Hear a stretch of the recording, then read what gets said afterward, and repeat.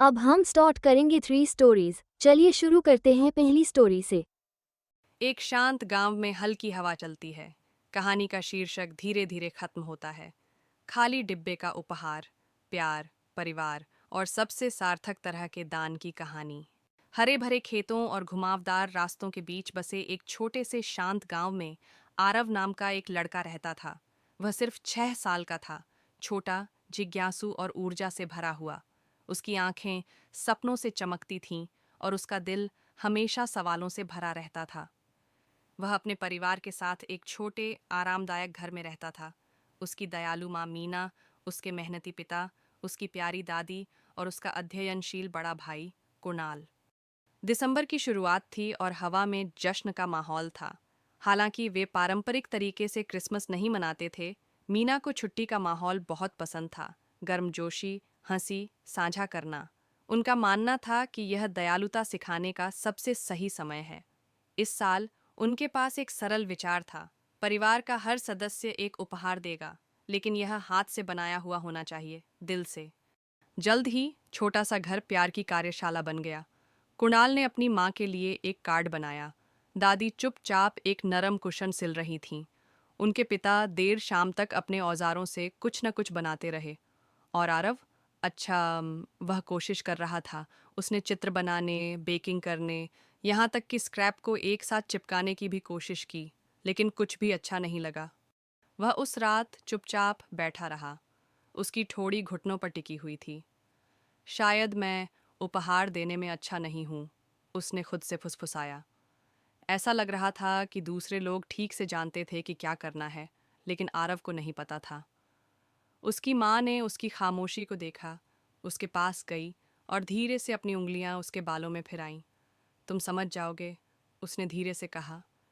बस इस बारे में सोचो कि हर व्यक्ति को क्या खुशी देता है। इसलिए अगले दिन आरव ने देखा, चुपके से नहीं बल्कि छोटे बच्चों की तरह, शांत आंखों और सावधान दिलों के साथ। उसने देखा कि कुंडाल हमेशा अपनी कलम खो देता है। दादी अक्सर भूल जाती थीं कि उन्होंने अपना चश्मा कहाँ छोड़ा था। उसके पिता हर शाम काम के बाद अपने थके हुए कंधों को रगड़ते हुए आहें भरते थे। और फिर उसकी माँ थी, हमेशा चलती रहती थी, हमेशा कुछ न कुछ करती रहती थी।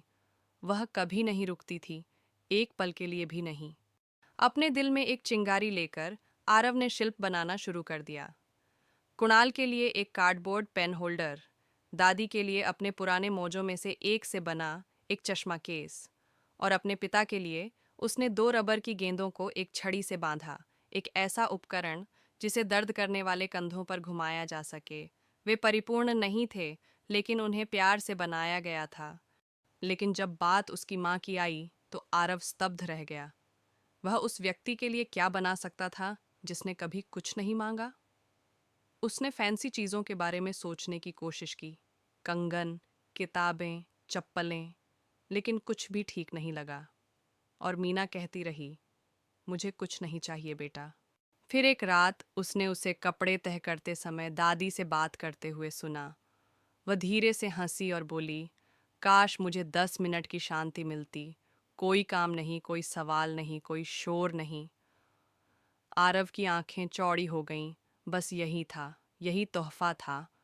अगली सुबह आरव को एक छोटा कार्डबोर्ड बॉक्स मिला। उसने इसे नीले रंग से रंगा, रिबन के एक टुकड़े से बांधा और अंदर एक मुड़ा हुआ नोट रखा। उसने ध्यान से लिखा, यह बॉक्स शांति से भरा है, आप इसे कभी भी खोल सकते हैं। जब आप ऐसा करेंगे तो हर कोई 10 मिनट के लिए शांत हो जाएगा। क्रिसमस की सुबह छोटा सा घर उत्साह से गुलजार था। उपहारों को हंसी और आश्चर्य के साथ खोला गया। आरव की सरल कृतियों ने प्रत्येक व्यक्ति को खुशी दी। फिर मीना के लिए आखिरी बॉक्स आया, छोटा नीला वाला। मीना ने डिब्बा खोला और अंदर सिर्फ नोट पाया। उसने उसे धीरे से पढ़ा। प्यारी माँ, ये डिब्बा शांति से भरा है, आप इसे कभी भी इस्तेमाल कर सकती हैं। जब आप इसे खोलेंगी तो हर कोई 10 मिनट के लिए शांत हो जाएगा। कोई सवाल नहीं, कोई शोर नहीं, बस शांति, प्यार। आरव। वह एक पल के लिए चुप रही, फिर वह मुस्कुराई, फिर वह हंसी, फिर वह रोई। उस दिन उसने डिब्बे का 3 बार इस्तेमाल किया। एक बार खाना बनाते समय, एक बार झपकी लेते समय और एक बार सूर्यास्त से ठीक पहले, जब वह एक कप चाय के साथ खिड़की के पास बैठी थी और किसी ने एक शब्द भी नहीं कहा। उसने अपनी आंखें बंद कर लीं। 10 मिनट तक शांति के अलावा कुछ नहीं था। डिब्बा डाइनिंग टेबल के पास शेल्फ पर पड़ा रहा। रिबन फीका पड़ गया, किनारे घिस गए, लेकिन किसी ने इसे फेंकने की हिम्मत नहीं की, क्योंकि उस छोटे नीले डिब्बे में एक अनुस्मारक था कि प्यार हमेशा जोर से नहीं होता। कभी कभी यह चुप रहता है, और कभी कभी सबसे विचारशील उपहार सांस लेने के लिए जगह है। सच्चे उपहार दिल से आते हैं। उन्हें चमक दमक या कीमत के टैग की ज़रूरत नहीं होती। जो बात मायने रखती है वह यह समझना है कि किसी को वास्तव में क्या चाहिए और उसे प्यार से देना है। The gift of the empty box देखने के लिए आपका धन्यवाद। अगर यह कहानी आपके दिल को छू गई है तो कृपया लाइक, शेयर और सब्सक्राइब करें। और याद रखें, कभी कभी सबसे अच्छा उपहार बस। अब हम अपनी दूसरी स्टोरी स्टार्ट करते हैं। आरव और गाव। एक बार की बात है। घने जंगल के पास एक शांत गांव में आरव नाम का एक छोटा लड़का रहता था। जिज्ञासु और दयालु, आरव को प्रकृति की खोज करना बहुत पसंद था, लेकिन उसे हमेशा जंगल में बहुत दूर जाने से मना किया जाता था। लेकिन एक धूप भरी सुबह, जिज्ञासा से प्रेरित होकर, वह हमेशा की तुलना में कहीं ज्यादा दूर चला गया। जब वह ऊंचे पेड़ों और चहचहाते पक्षियों के बीच चल रहा था, तो उसने एक हल्की चीख सुनी। आवाज का पीछा करते हुए उसने देखा कि एक छोटा सफेद खरगोश जाल में फंसा हुआ था। उसका पैर जख्मी था और उसकी आंखें मदद की गुहार लगा रही थीं। बिना कुछ सोचे समझे, आरव ने खरगोश को धीरे से आजाद किया और उसे एक छायादार जगह पर ले गया। उसने अपनी शर्ट से एक पट्टी फाड़कर उसके पैर पर पट्टी बांधी और उसे कुछ जामुन दिए जो उसने पहले ही तोड़ कर रखे थे। खरगोश ने कृतज्ञता से उसकी ओर देखा और फिर कुछ अजीब किया। उसने सिर झुकाया। तुम्हारा दिल बहुत दयालु है, छोटे।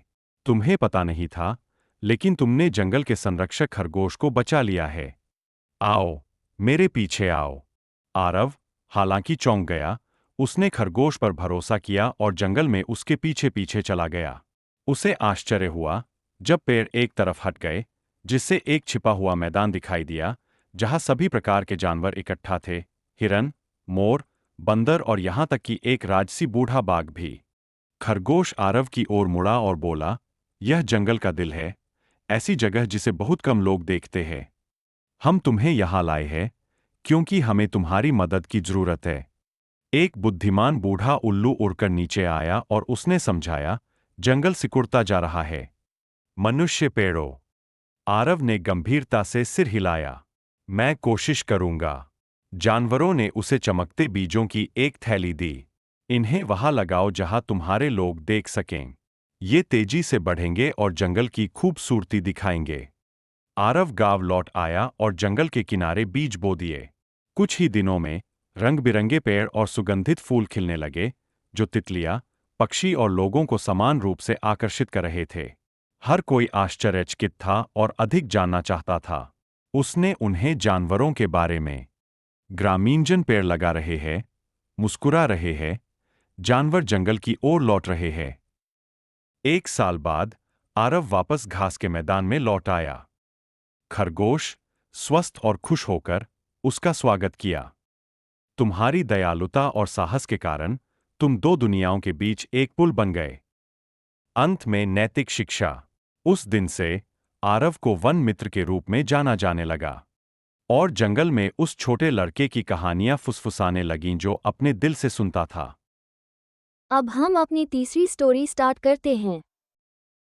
दुनिया के एक शांत कोने में, धुंधली हरी पहाड़ियों के बीच, एक पुराना पुश्तैनी घर था। इसकी लकड़ी की दीवारें पिछली पीढ़ियों की कहानियां सुनाती थीं। आईवी प्रकृति की कलाकृति की तरह इसकी दीवारों पर चढ़ी हुई थी, और पुराने आम के पेड़ सामने के यार्ड पर लंबी छाया डालते थे। दूर एक नाला ऐसे रहस्य बुदबुदाता था जिसे केवल पक्षी ही समझ सकते थे। यह 8 वर्षीय कबीर का घर था। एक जिज्ञासु, चौड़ी आंखों वाला लड़का जिसके सिर में कहानियों से भरा हुआ था। उसे रोजमर्रा की चीजों में जादू दिखाई देता था। सूरज की रोशनी में धूल का भंवर, गलियारे में कदमों की गूंज, रात में सीढ़ियों की चरमराहट। हर गर्मियों में घर हंसी मजाक के त्योहार में बदल जाता था। कबीर के चचेरे भाई सूटकेस, नाश्ता और शहर से कहानियां लेकर आते थे। 13 वर्षीय रोहन शरारती मुस्कान के साथ, 11 वर्षीय प्रिया अपनी बाह में किताब दबाए हुए, और नन्ही ईशा, सिर्फ 6 साल की, जिसकी आंखें शरारत से भरी हुई थीं। वे खुश भेड़ियों के झुंड की तरह गलियारों में दौड़ते थे, खिलखिलाते, बहस करते, एक दूसरे का चप्पलों से पीछा करते हुए। घर, जो साल के ज्यादातर समय पुराना और शांत रहता था, अचानक फिर से जीवंत हो उठता था। एक दोपहर बारिश लगातार हो रही थी, खिड़कियों पर पानी की धारें पड़ रही थीं, बादलों की गड़गड़ाहट धीमी हो रही थी। बड़े लोग अपने कमरों में सो रहे थे और बच्चे लिविंग रूम में फैले हुए थे। उनके चारों ओर खुली किताबें, टूटे खिलौने और आधी अधूरी पहेलियां थीं। कबीर ने छत के पंखे को घूरते हुए आह भरी, मैं ऊब गया हूँ। चलो घर की खोज करते हैं, प्रिया ने सुझाव दिया। उसकी आवाज में जिज्ञासा थी। कुछ ऐसा होना चाहिए जो हमने नहीं देखा हो। तभी किसी ने, किसी को याद नहीं कि कौन, फुसफुसाते हुए शब्द कहा, अटारी। अटारी, एक रहस्यमयी जगह जो हमेशा बंद रहती थी। दादी ने उन्हें चेतावनी दी थी, कोई भी अटारी के पास नहीं जाता। लेकिन इससे यह और भी आकर्षक हो गया। इसका दरवाज़ा पुराना था, चाबी का छेद जंग खा रहा था, और कोने में मकड़ी का झाला चिपका हुआ था। और रोहन, उसने कुछ दिन पहले दादी के दराज से चुपके से चाबी निकाल ली थी। बच्चे चुपके से सीढ़ियां चढ़ गए, हर कदम चरमरा रहा था। कबीर का दिल उत्साह और डर से धड़क रहा था। चाबी घूमी, क्लिक। अटारी के अंदर समय रुक गया था। धूल सूरज की रोशनी में छोटे सितारों की तरह तैर रही थी। पुरानी किताबें बिखरी पड़ी थीं, ट्रंक कंबलों से भरे हुए थे, और टूटी हुई घड़ियां चुपचाप टिक टिक कर रही थीं। और वहां लकड़ी के एक संदूक पर एक अलंकृत पीतल का लालटेन रखा था। यह समय से अछूता मंद मंद चमक रहा था।